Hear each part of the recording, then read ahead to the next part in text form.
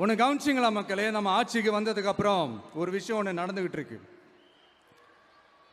இது இந்த ஜென்சி தலைமுறையை அட்ராக்ட் பண்றதுக்காக இங்கிலீஷ் தமிழ் கலந்த அறிக்கை அது சொல்ல வந்த நினைச்சிங்களா? அந்த காமெடி எல்லாம் கிடையாது. அடுத்து இந்த ரியாலிட்டியை மறந்துட்டு இந்த ரீல்ஸ் போடுறது அது சொல்ல வந்தீங்களா? அந்த காமெடியும் கிடையாது. இது சீரியஸாக ஒரு விஷயம் நடந்துகிட்டு இருக்கு. முன்னெல்லாம் சட்டசபையில் யார் பேசுனா நமக்கு என்ன, யார் அடிச்சுக்கிட்டா நமக்கு என்னன்னு இருந்த கூட்டம்லாம் இப்போ சட்டசபையில் என்ன நடக்குது, என்ன பேசிக்கிறாங்கன்றது ரொம்ப உன்னிப்பாக கவனிக்கிறாங்க. கவனிச்சிங்களா? திமுக ஸ்டைல்லே சொல்லணும்னா ரீல்ஸ் போட்ட கூட்டம்லாம் இப்போ நியூஸ் பார்த்துக்கிட்டு இருக்கிறாங்க. அதில் நமக்கு சந்தோஷம் தான், பெருமை தான்.